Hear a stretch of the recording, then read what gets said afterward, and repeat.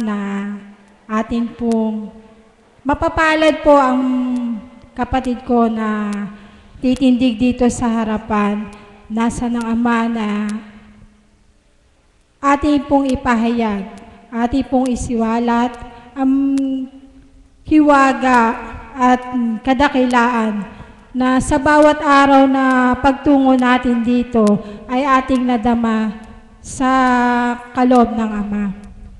Ang una ko pong tatawagin ay taga-Duyong po. Nais ko pong tawagin ang kapatid natin si Lea Bacani. Kapatid na Lea Bacani.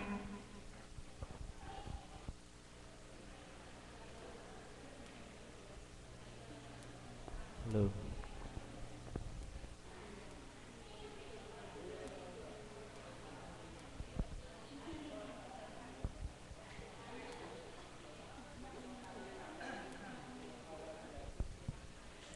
Wala pa po pala, namamahinga po yata. Tatawag po ako muli, nais ko pong tawagin ang aming Nanay Mirna Andrada upang maghandog po sa atin ng isang awit.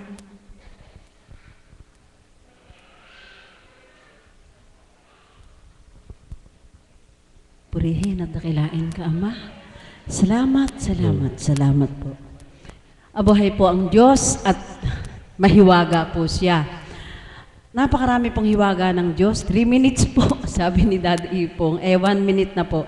Marahil ay hindi na po ako magbabahagi sapagkat ako po ay tatawagin pa ng Ama sa ikatlong palapag at meron pa po akong gagampanan sa opisina. Kaya po, may tatapusin po ako sa opisina.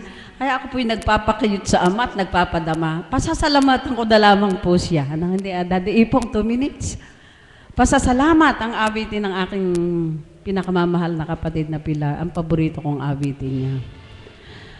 Salamat po, Ama, sa lahat ng hiwaga. At salamat sa anak na Abe, anak ng ating Mami Maris, na ang kinin mo, anak, pasadong-pasado kay God. At Von Boyads, kararating mo lang Von Boyads na. Kasi nakailang buwan ka na dito. 3 buwan. Napakabilis anak kaya. Salamat sa Ama, nakarating kang maluwalhati at makakaalis kang maluwalhati.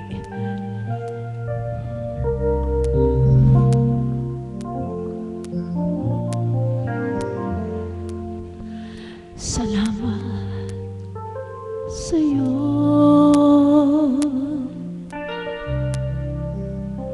aking Panginoong Jesus. Ako ay inibig mo ng lubos.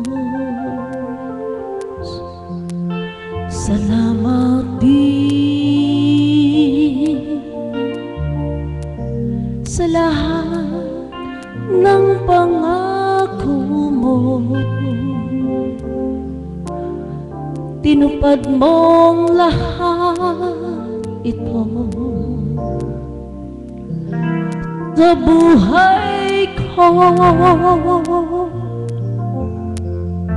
Kaya't tanging dalangin ko, ako sana'y samahan mo. Ingatan at bigyang tatag kung may tukso. Ang buhay ko ay tangan mo. Bukas ang puso ko sa'yo. Ikaw, Jesus, ang pag-asa ko. Salamat sa'yo. Salamat sa'yo, aking Panginoong Jesus. sa tuwirang paghahandog mo ng banal na aral mo sa pamamagitan ng Apo Kunching ito bilang kinalugdan mo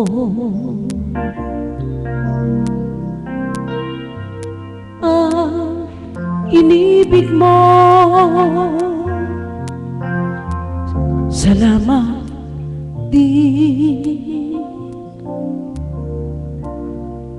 sa patuloy na pagtitiwala mo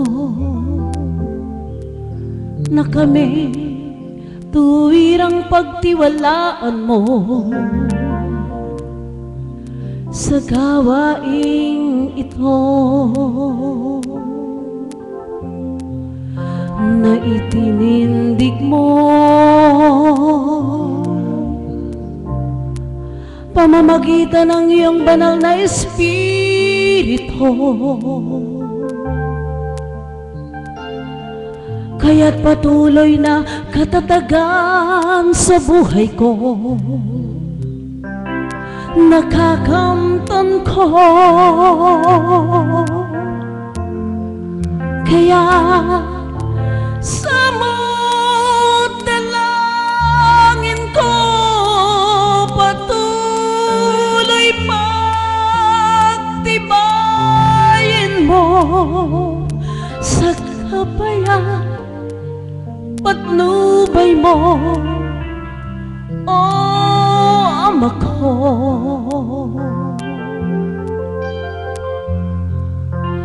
Patuloy na gamitin mo sa gawaing kabanalan mo,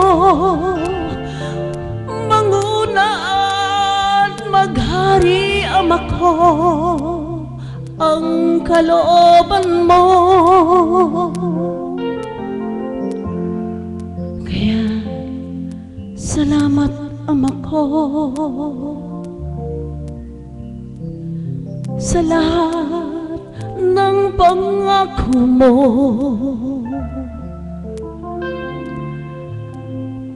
Tinupad mong lahat ito sa buhay ko, at gayong tinaman sa mga kapatid kong naririto na patuloy na lumalaban sa hamon ng mundo.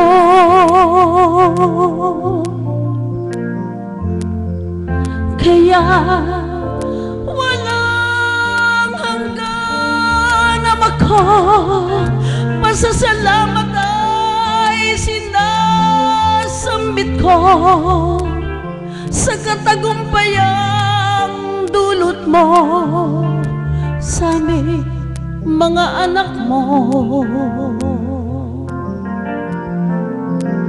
Patuloy na puspusin mo kami ng iyong Espiritu, sampunang kinalugdan mo.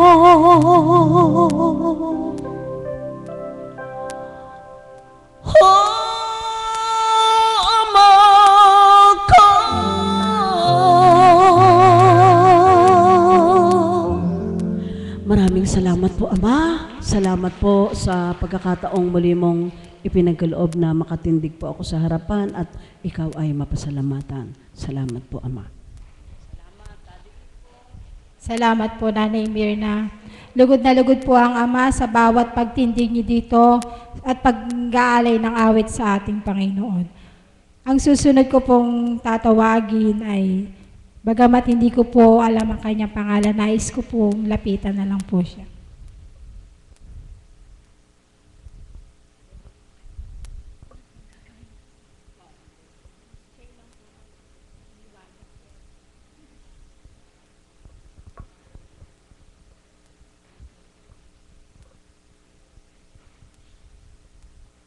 Hindi ko po in-expect to. Magandang gabi po.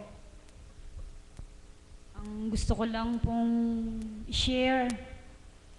Simula po nagpunta ako dito, marami po nagbago sa buhay ko. Praise God.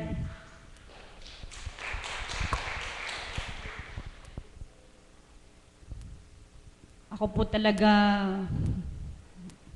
madasalin po akong tao. Simula po nagpunta ako dito, para bang kahit galit na ako, pag naisip ko na pumupunta ako dito, wala po yung galit ko. Kaya sabi ko, mahiwaga pala magpunta rito. Pang-apat ko na pumunta dito. At hindi po ako magsasawang bumalik-balik dito. Marami po kasing pagsubok sa buhay ko eh. Marami pong jablo. Sa totoo lang, maraming jablo sa paligid natin, di ba po? Doon lang po sa amin, marami. Hindi ko na po i-mention. Alam po na Ma'am Chit yan. Best friend ko po yan eh. Bago nga po ako pumunta rito eh, tinutokso ako ng jablo eh. Nagusto akong magalit. Pero sabi ko, hindi mananalo po ang jablo. Nasa Panginoon ako eh. Amen. Ang gusto ko lang pong sabihin sa inyo, mula po dito sa puso ko, na pag Panginoon po talaga ang kumilos, napakahiwaga po. Nung una po akong pumunta rito, sabi ko, bakit inaalis yung tsinelas? Nag-observe po ako. Pero nung binulungan ako ni Apo, doon ko naintindihan ng lahat.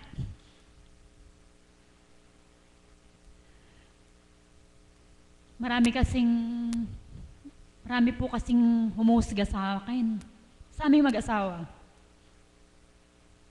Maraming tumutiligsa, namamaliit. Marami. Pero lahat po yun, tinaas ko sa Lord. Lahat po yun, sinabi ko sa Kanya. Hindi po nananalo eh. Kahit po anong gawin nilang pagmamaliit sa amin, kahit anong gawin niya. Kanina lang po, dinabugan ako bago ako pumunta rito eh. Sabi ko, Diyos na bahala sa'yo. Hindi naman ako magdadala nun eh. Yan sabi ko po, ang pagpunta rito, napakahiwaga. Kasi kung tutusin, pwede ko na pong patulan yun, di ba? Pwede ko na pong, anong gusto kong gawin. Pero, ayoko po. Nasa kabutihan po ako eh. Nasa Panginoon po ako. Di po ako nangangakong laging babalik dito, pero gusto ko pong bumalik at bumalik dito. Dahil iba po ang nararamdaman ko. At alam ko po, lahat ng hinihiling ko ipagkakalob niya. Dahil alam ko pong mahal niya po ako dahil hindi po ako sumusuko. Yan lang po. Maraming pong salamat. Salamat po, mahal na kapatid, sa iyong binahagi. Tunay nga po na pag kinilala mo ang Ama, walang hindi kaya siyang baguhin sa iyo. Sa tuwin ay manalig, magtiwala sa Kanya. Ang lahat ay pagkatiwala mo po. Ang susunod po nating tatawagin ay mag-aalay po muli na isang awit. Nais ko pong tawagin si Caps Magno Guevara.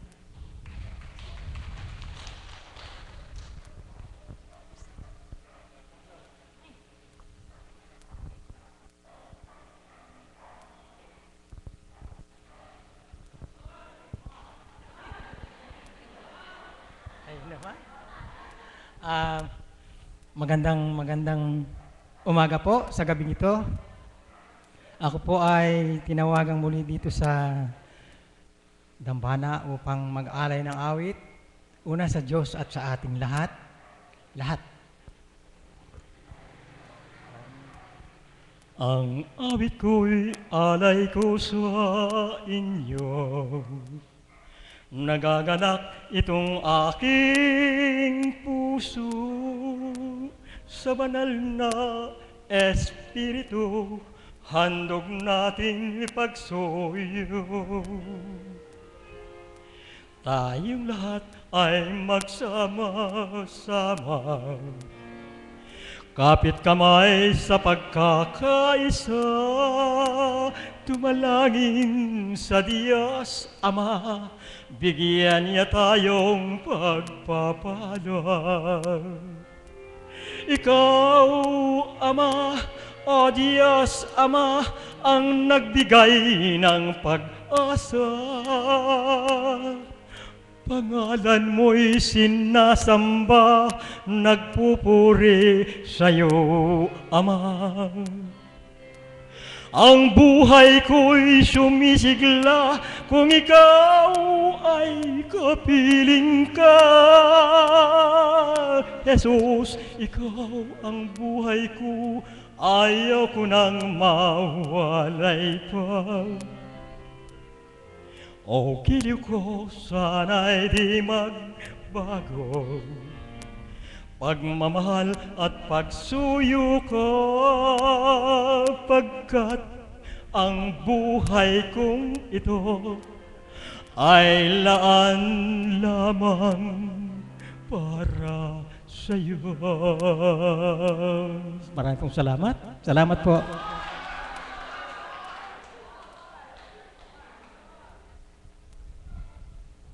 Buhay po ba ang Diyos?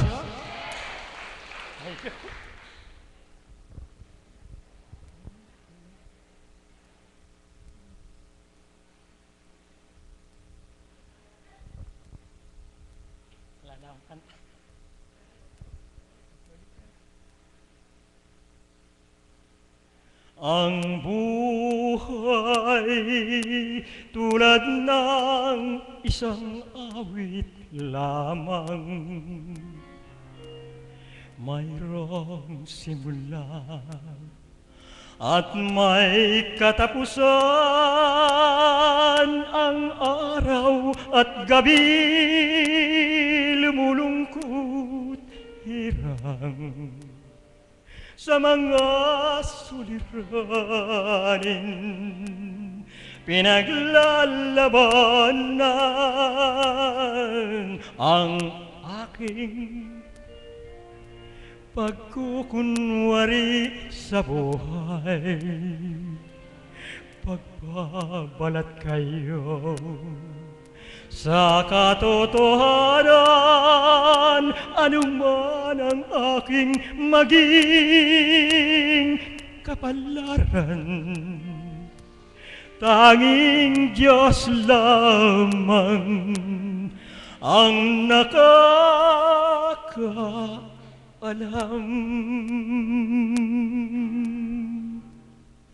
Ang buhay tulad ng isang awit lamang, mayroong simula at may katapusan. Ang araw at gabi lumulungkot hirang sa mga suliranin, pinaglalabanan ang aking pagkukunwari sa buhay.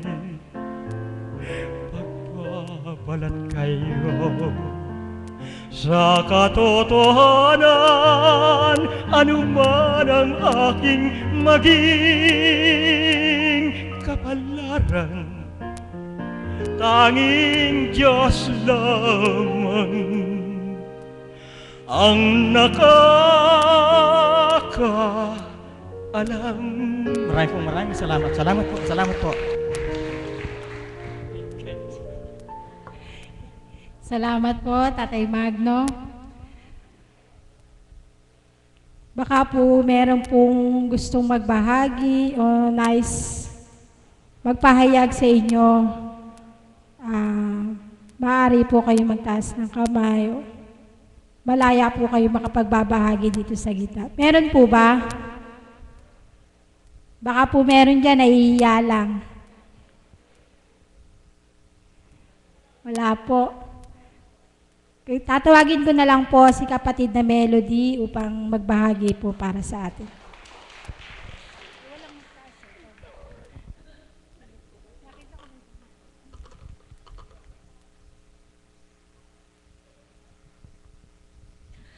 Isang mapagpalang umaga po sa gabing ito. Sadyang napaka-sorpresa po ng Ama. Sapagkat bilang tao po ayoko pong magbahagi sapagkat andun po yung kaba. Subalit kapag tinawag ka, tumalima ka sapagkat ang biyaya ng Diyos hindi po napuputol kundi po bumabalong. Kaya kung paano po kumilos ang Ama, kung paano niya ako binago sa dakong ito, nagkaroon po ng panibagong buhay, nagkaroon ng pag-asa, sapagkat marami ang nakabatid kung ano po yung dating buhay ko, na kung paano lugmok at nawala ng saysay. Subalit, sa mga tanong ko, sa dakong ito, dito po nagkaroon ng kasagutan kung paano ang dating pangarap ay pinaram. At ang nais ko ay makasunod lamang sa kalooban ng Ama upang sa bawat araw, magkaroon ako ng kakontentuhan kung paano ang biyaya na may patuloy ko yung kamtan. Yun lamang po. Maraming salamat. Salamat kapatid. Susunod ko pong tatawagin, nais ko po sanang magbahagi po sa atin. Ang anak po ni Mother, si kapatid na Abby.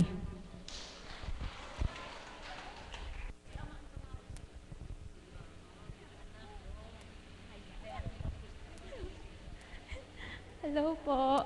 Magandang umaga. Ako, sabihin ko.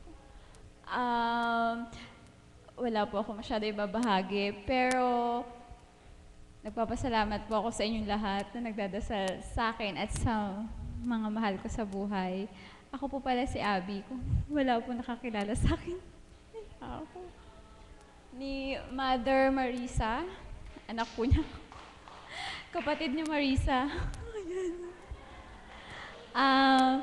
Nagpapasalamat po ako kay mahal na Apo at sa mga lahat ng alagad na kahit na malayo po ako, nandiyan po kayo para magdasal sa akin. Lalo na po kay Divine Mercy. Salamat po sa lahat at sana po patuloy po kayong sumunod dito kasi totoo po talaga to. Salamat po. Salamat kapatid. Nawa kahit malayo ka dito, patuloy kang gabayan at patnubayan ng Diyos sa dakila. Ang susunod ko pong tatawagin ay isa pong alagad, si Tita Josie Tulfo.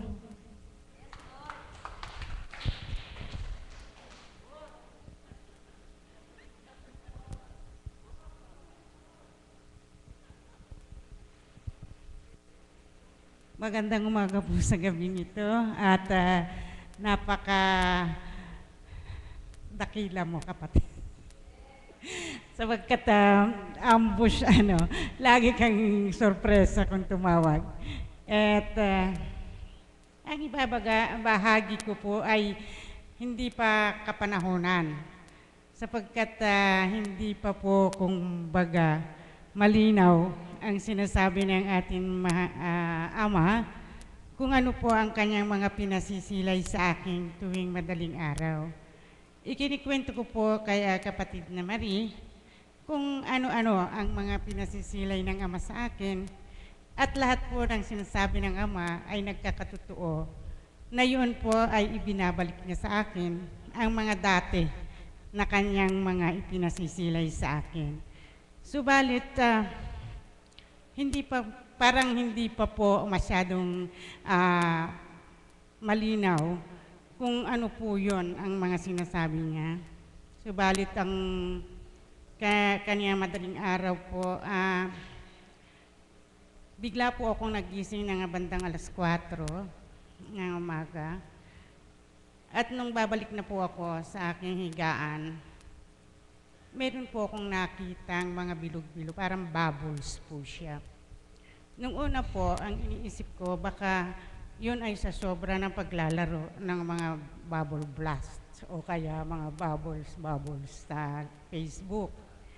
Subalit nung habang ako tinitignan ko, dahil alam ko gising po kasi ako, parang nagiging tao yung mga bubbles na yon. At ang sabi ko po, Ama, kung ano po yung mga gusto niyong ipasilay sa akin. Hindi man ako karapat-dapat, pero masaya po ako sapagkat inuumpisahan uli ninyo ako na gagamitin man sa aking pangitain. At doon po nakasilay po ako ng parang si Divan na maputi po na kumikislap-kislap. At yun po ay pinagnilayan ko kung ano po ang ibig sabihin yon. Pero bago ko po nakita ang mga bubbles na yon, mga nakaraan araw na, marami po siyang ipinasisilay sa akin. At bago po lumabas sa Facebook, yung kay kapatid na Julian, saka kay kapatid na Gino, pinakita na po sa akin.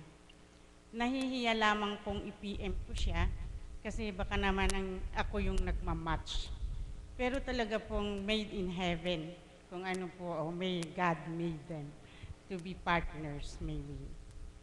So, mga ganun pasilay, pinasilay po sa akin tungkol sa Japan na nagkaroon po ng malakas na earthquake.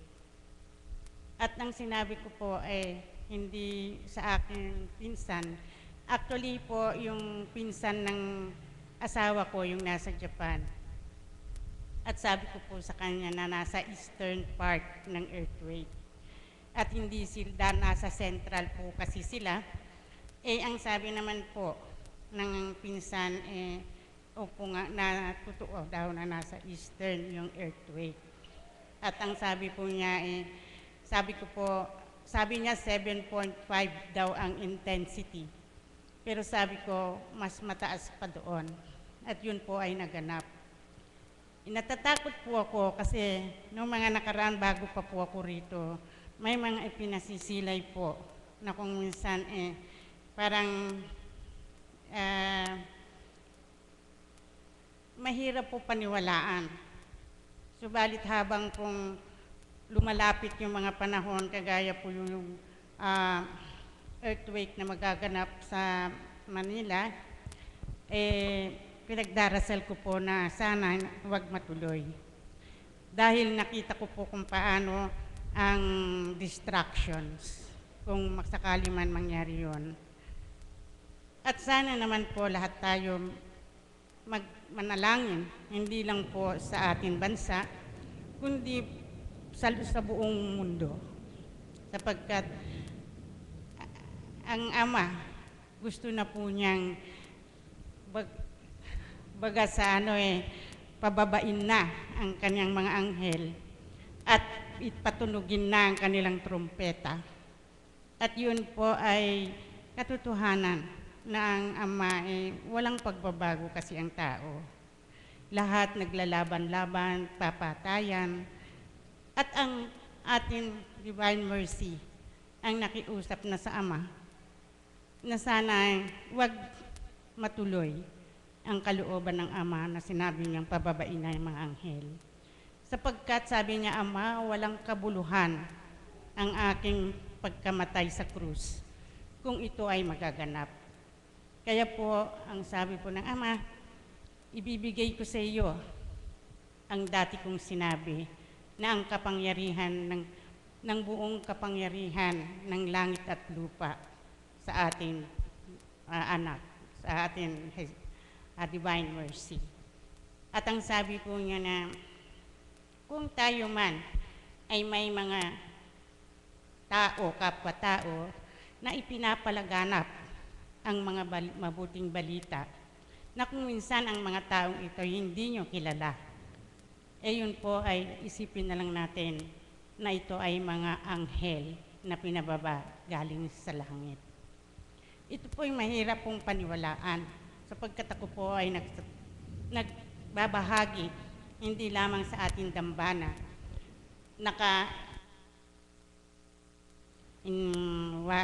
sa ibang bansa nakikita po nila, naririnig nila.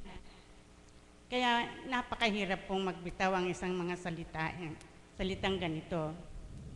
Kaya po siguro isang pagkakataon o kalooban ng Ama, tawagin ako ng ating kapatid. Harap. Ano man ang mga kakarampot na kanyang ibinapas. Po na pagnilayan na ang kalaban, kung ano man ang nangyari sa aking mata. Sapagkat ang banal na espiritu, hindi man ninyo ito po naiintindihan, pero sasabihin ko na lang po na ang banal na espiritu sa katauhan ng ating mahal na Apo ay ibinigay niya ang fifth eye. Dati po kasi hanggang third eye lang ako. Subalit binigyan ako ng fifth eye dahil po sa mga pinasisilay niya sa akin, more above yung mga nakikita ng ibang tao. So ngayon po ay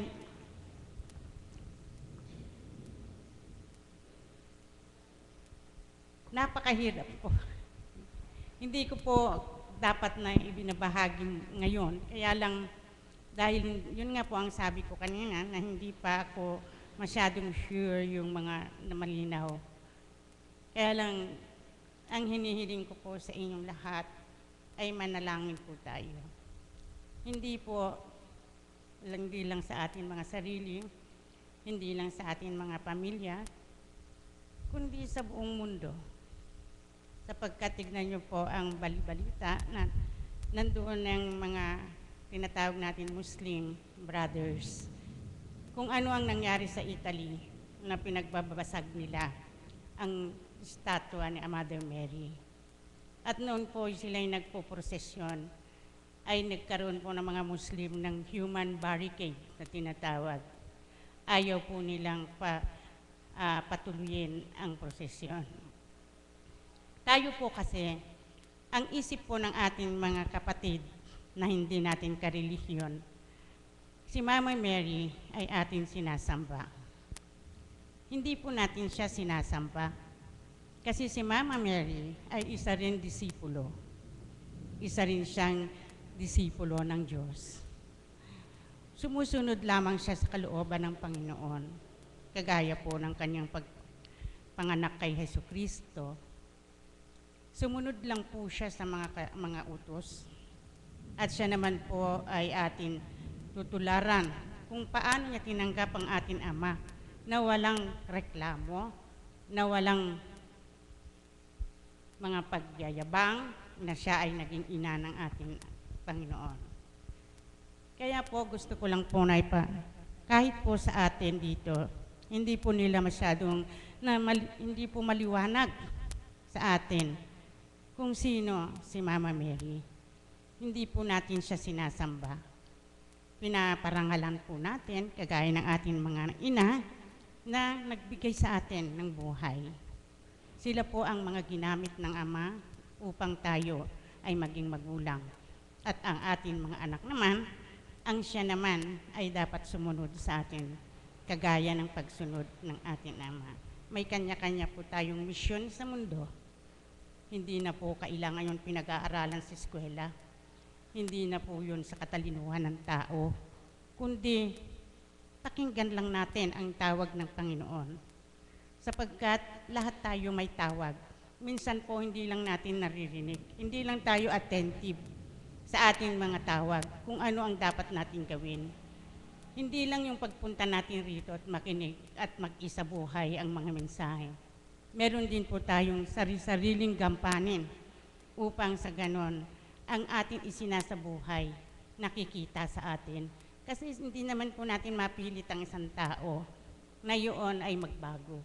Wala tayong karapatan na ikaw magbago ka, kundi ipakita natin sa ating mga gawa kung paano tayo nagbago. Sapagkat sa pamamagitan ng ating mga gawa, magbabago rin sila. Pwede naman magsabay ang pagbabago ng tao. Bago tayo aakay, magbago din, sabay sila. Kaya po, hindi ko po ito ipinagmamalaki naman. Binibigyan ako ng ganitong pag-aatas na may vision na gano'n yan. Kundi po siguro ginagamit ko ng Panginoon upang maibahagi ko, sapagkat hindi naman po lahat tayo nabibigyan ng ganitong kaloob. Kundi ako bilang isang kaloob ng mga ginagampanan ko lamang po ang kaloob ng Panginoon. At sa pagtawag po ng ating kapatid sa akin na hindi naman po ako nag-volunteer at nakatunga nga pa nga ako doon, sabi ko nga, oh, wow. Kaya sabi ko, ang Panginoon siguro ay gusto niya masabi. Kaya po, sana po, Ama, hindi lang ito ang umpisa. Naway ipagkaloob na po ninyo lahat upang sa ganon ay it's not too late, parang sabihin po natin. Pero kailangan na po natin na magdasal. Talaga pong tayo hindi natin nakikita ang hirap na mundo sapagkat nandito tayo sa dambanang bumababa ang Ama, Anak at ang kanyang Espiritu. Kaya hindi po natin masyadong nararamdaman. Pero sa labas po, totoo po yun, napakahirap po ang mga buhay nila. Kasi hindi pa po nila nakikilala ang Diyos. Kaya kung hindi nila nakikilala ang Diyos, walang pagbabago. Lalong pang silang mamamatay tao. Kung nakikita po ninyo yung mga digmaan, yung mga ISIS na tinatawag na pinapatay ang mga bata, pinagsasamantalahan. Ang Ama po, galit na. Hindi na po siya natutuwa. Kaya tayo na naririto, kailangan na po natin tulong-tulong tayong magdasal upang sa ganon, mabawasan man o mabuksan man ang mga taong hindi naniniwala. Napakahirap po ang buhay pag ang relihiyon ay pinag-uusapan. Pero dito sa atin, dito sa dambana natin, wala tayong pinipiling relihiyon. Basta tayo sumasamba sa isang Diyos, tayo sumasamba sa naniniwala sa kanyang anak, na siya ang daan, siya ang liwanag, at ang ating ang Espiritu Santo, na siya naman ang gumagabay kung paano tayo magdasal, kung paano tayo mabuhay ng kalugod-lugod sa Ama. At ang ating mahal na ina, hindi man siya ay atin sinasamba, subalit napakalaki po ang kanyang gampanin. At siya po ay umiiyak na ng dugo. Hirap na po siyang nakahawak sa mundo. At kung hindi na po niya kaya, babagsak na po tayo. Kaya po, hindi po ito haka-haka. Pero ito po ay babala. Ito po ay katotohanan ng bawat isa ay may responsibility upang manalangin. Upang sa ganun po, magkaroon man ng kung ano man ang plano ng Ama, magkakaroon uli ng kapatiran Divine Mercy sa kanyang kaharian. Amen po ba yun? Magandang umaga po.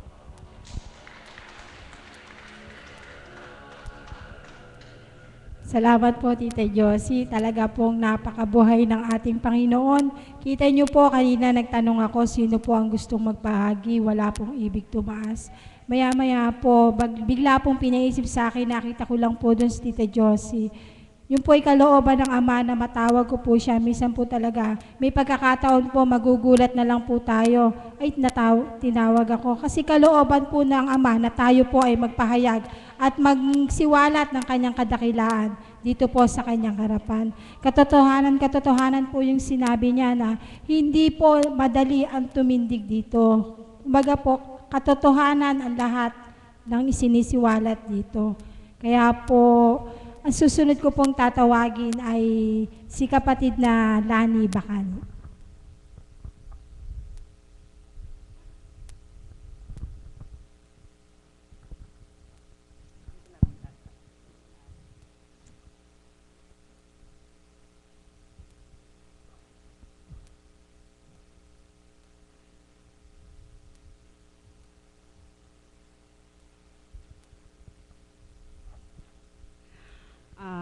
Una po sa lahat, isang mapagpalang umaga po sa hapon ito at sa mga kapatiran po ng Divine Mercy, magandang gabi po.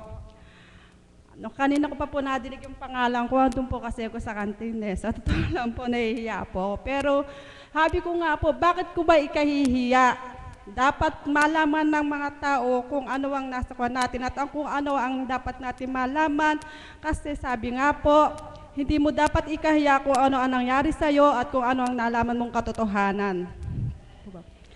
Ngayon po, ako pa magbali 1 year na po ako mahigit dito.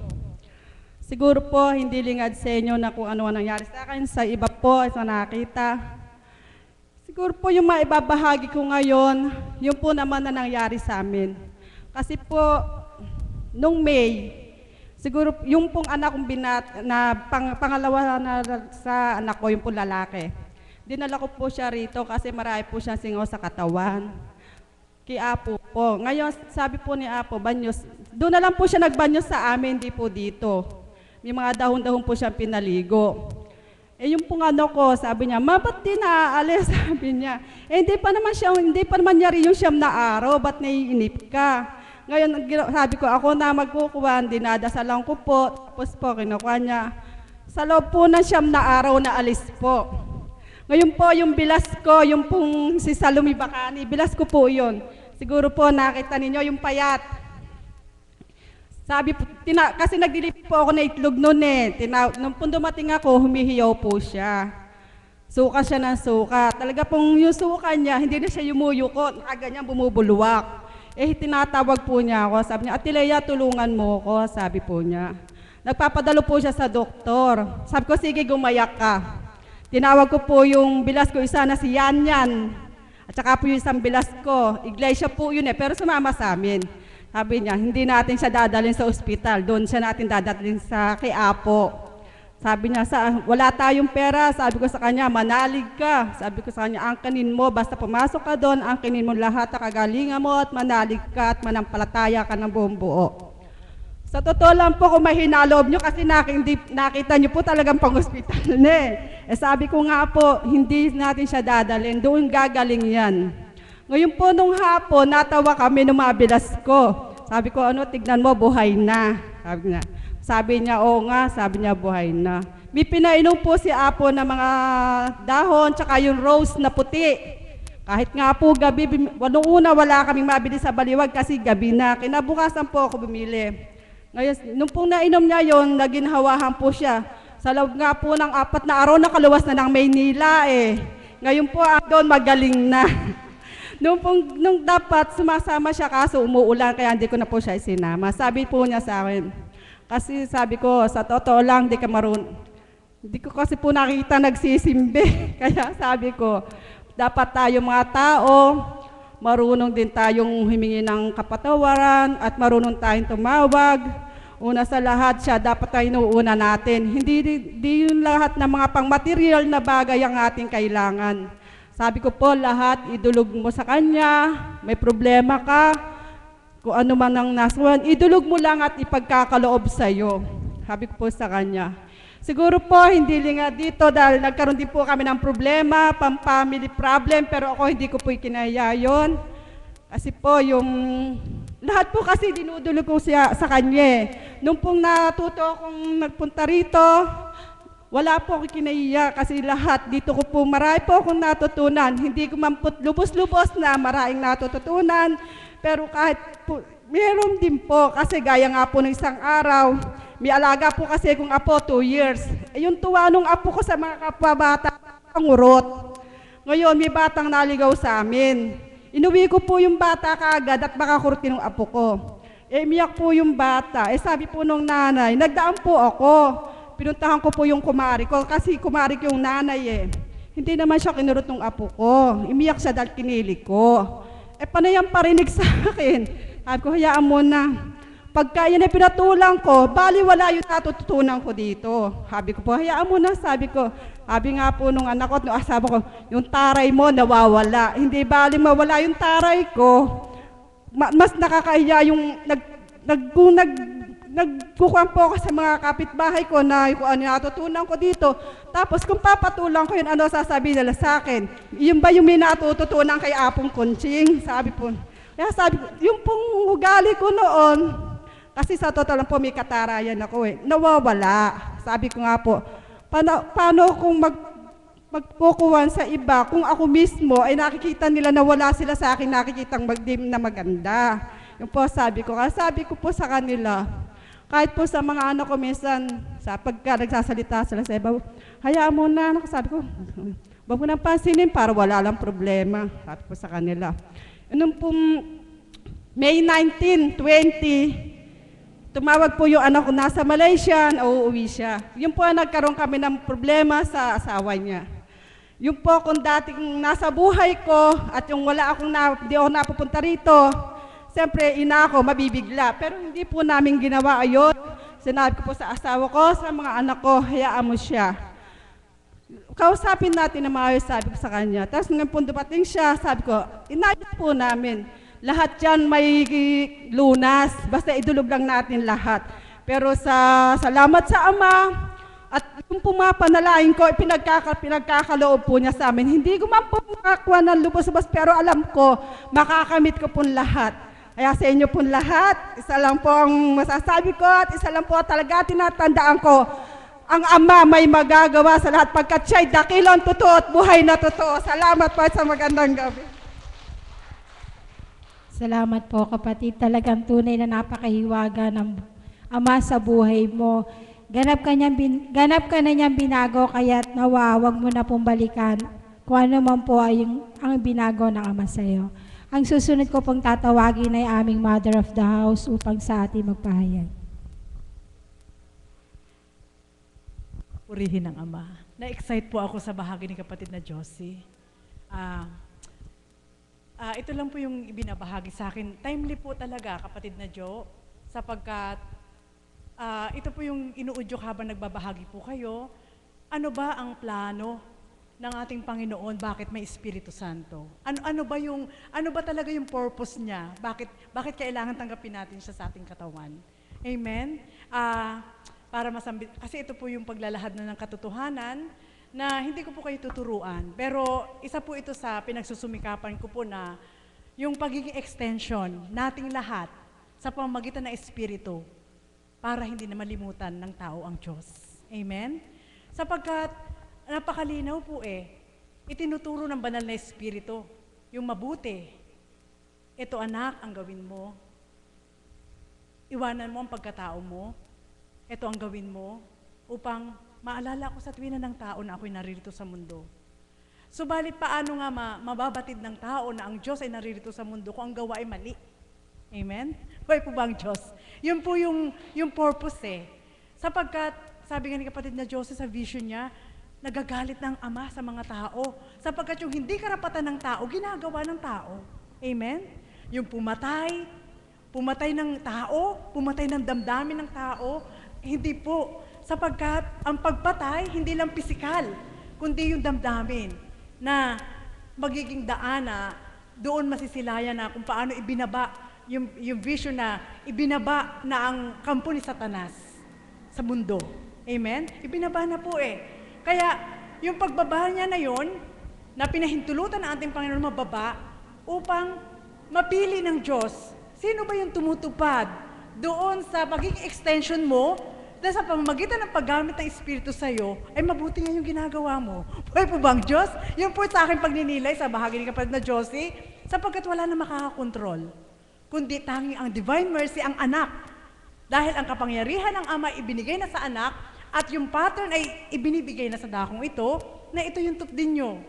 Ipinahatid ng Ama sa pamamagitan ng anak at sa kapangyarihan ng banal na Espiritu na iugnay sa ating mga tao upang yung extension ni God ay hindi masayang. Buhay po bang Diyos? Amen po ba yun? Yun po yung purpose eh. Subalit kung ang magiging purpose po natin ay lilitaw po yung ganun pa rin sa dati, walang na-transform. Nasaan ang Espiritu? Di ba sayang? Sayang po eh. Ito na po yung realidad na dapat nating kamtin. Hindi man lahat ay makinabang at makaalam doon sa katotohanan na gustong ipalayo ng Ama, subalit sa dakong ito, ibinubukas ang lahat sa katotohanan. Upang sa katotohanan tutupad sa dakong ito, maraming maliligtas. Amen po ba yun? Buhay po bang Diyos? Opo!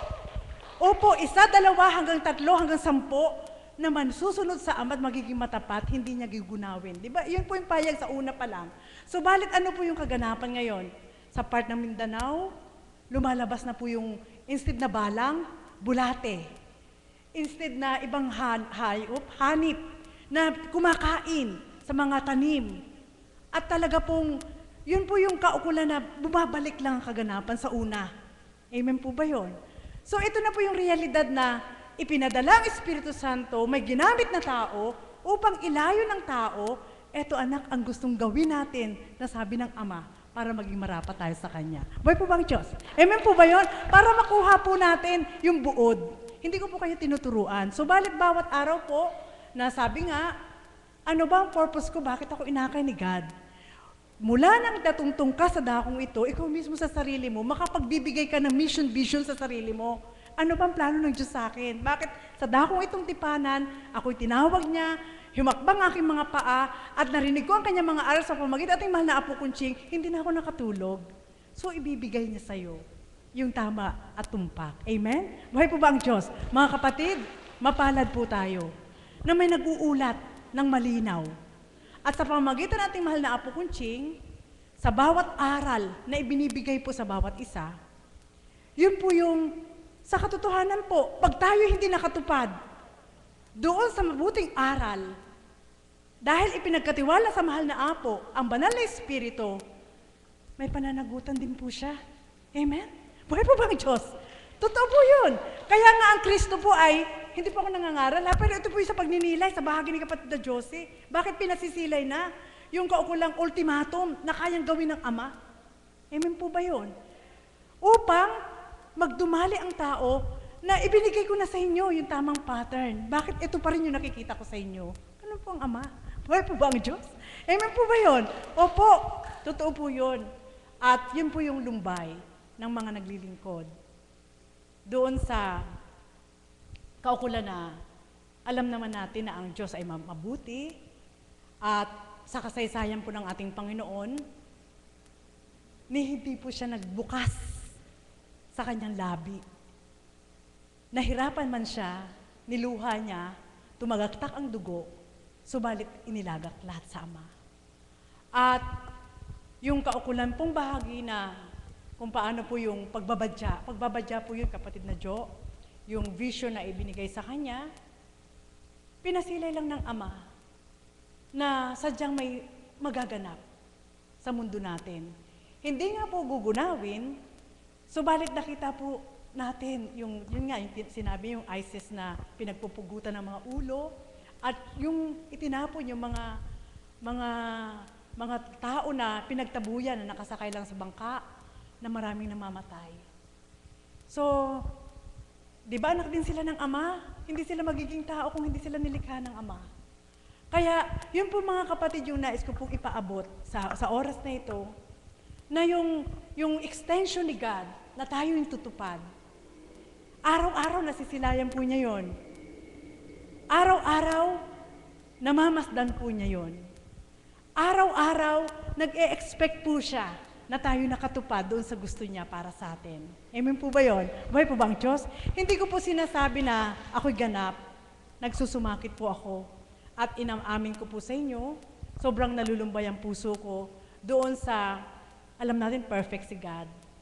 Subalit, nagiging imperfect doon sa mga tao na hindi pa nga 100% na natatanggap si God. So ang pula,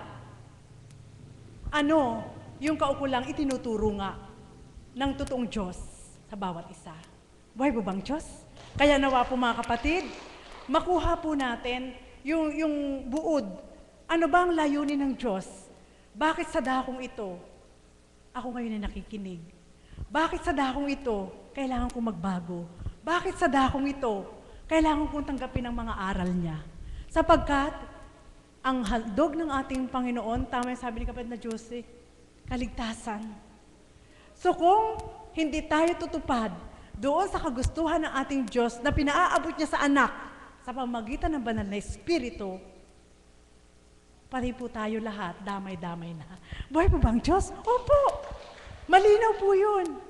Sapagkat mas mimithiin ng Ama na madamay ka man doon sa pulo-pulo na alam niyang sa mundo ng tao ay mapapasama ka rin. Amen? Opo. Alam po niya yun. Hindi ko po kayo tinatakot. Subalit simula sa simula ng paglilingkod po natin mahal na po, hindi ko man naumpisahan. Nung kami dumako sa dakong ito, na ang mga vision po ay napasimulan, nagkaganapan na po ngayon eh. Naumpisa na po naganap mula sa mga alagad, sa CAPS, mga tagasunod, matatala sa 4 na sulok ng daigdig, magaganap ang ganito, naganap na po lahat. Lahat po ng ipinahayag ng banal na Espiritu sa pamamagitan ng mahal na Apo Kunching. At ang vision po sa mga kapatid ko na pinagkalooban, naganap na po lahat. At ngayong kasalukuyan na may pahatid na muli na ang layo ng Diyos ay makita na tayo na pinahatiran ng ugnay na mula sa Kanya sa pamamagitan ng banal na Espiritu at ngayon inuulat po sa atin sa pamamagitan ng ating mahal na Apo Kunching, maaari po tayong makakamit ng gantimpala pag tayo po ay nabatid natin ano talaga ang layunin ng Diyos. Bakit tayo naririto? Buhay po ba ang Diyos? Mga kapatid, yan lang po yung iiwanan ko po sa inyo sapagkat sabi nga, hindi ka maaari maging dual ang kanyang personalidad. Dito mabait ka, paglabas mo masama ka. Kailangan dito mabait ka rin kahit saan. Yun po yung kaukulan sapagkat ang Diyos, hindi lang dito tumitingin. Sa 4 na sulok ng daigdig, nakikita niyo po tayo. So, wala kang maitatago sa pagtupad mo. Amen? Sa pagganap po nating lahat, ano na ba ang natanggap? Sasabihin sa mahal na Apo, Constancia, anak, kumusta na ang pinapastol ko sa'yo? Amen po ba yun? Buhay po ba ang Diyos? Opo! Opo! Sapagkat ipinagkatiwala po sa Kanya sa pamamagitan ng banal na Espiritu na ihahayag mo ang katotohanan na ako'y buhay. Buhay po ba ang Diyos? Amen po. At yun na po yun, yung kasagutan. Doon sa ibinisyon ni kapatid na Josie, na anak, kung hindi magbabago ang tao, ito ang magaganap. Pag-aabutin niya ang likha niya, ang langit at lupa. I-imaginein mo lang, saan tayo pupulutin? Buhay po ba ang Diyos? Amen po ba yun? Kaya, mga kapatid, takda na. Alam ko po na ang bawat gumagawa ng mabuti, may gantimpala si God. Hindi man lahat-lahat ay matutupad mo sa araw na ito. Yung ma-perfect mo lang yung isa. Saka muli ka kumuha ng isa. At saka kumuha ng isa. Sigurado, mape-perfect mo. So balik kung ang isa hindi mo mape-perfect at kukuha ka ng isa, kukuha pa ka ng isa, wala kang mape-perfect sa gusto mong kunin. Buhay po bang Diyos? Amen po ba yun? Kaya nawa po, maunawaan po ng bawat isa, sapagkat higit po kami natutuwa sa mga naglalayon na yung nararamdaman namin sa pamamagitan ng pahayag ng banal na Espiritu sa katauhan nating mahal na Apo Kunching ay makinabang po lahat. Hindi lang po kami. Sapagkat kung kami po, minsan ayaw pa kaming paniwalaan. Pero kung kayo po ang nakadama, maaaring paniwalaan namin kayo sapagkat yung nadama nyo, na huli man kayo nakadama, nauna nang nadama namin. Buhay pa bang Diyos? Subalit, kung i-insist ko po sa inyo ngayon na paniwalaan nyo ako na hindi nyo pa nadadama, hindi nyo rin ako madarama. Subalit, pinauna na. Amen po ba yun? Di bale, ang mahalaga na iulat, hindi pa man matanggap, subalit kapag pinaganap, matatanggap na ng tao. At do'y maaalala nila, ipinahayag na ito sa dambana. Buhay po bang Diyos? Mga kapatid, nawa po, sabi nga, walang nakakaalam, walang buhay. Buhay na tao ngayon, naaakyat ng langit at bababa para sabihin sa iyong, ito yung totoo. Wala rin patay na mamamatay, umakyat ng langit, bababa para sabihin ito ang totoo. Kundi ang magsasabi ng totoo ay ang banal na Espiritu na mula sa Ama upang sabihin sa atin na ito yung magaganap, ito yung totoo na magaganap, ito yung dapat yung gawin para makapanahan tayo sa kaharian ng ating Panginoon. Buhay po bang Diyos? Kaya mga kapatid, salamat po kapatid na Jo sa muli niyo pong pagbabalik, kaloob ng ating Panginoon at sa pamamagitan ating mahal na Apo Kunching, tayo pong lahat ay magpugay sapagkat naiuulat po sa atin ng tama yung kaukulang dapat nating gawin.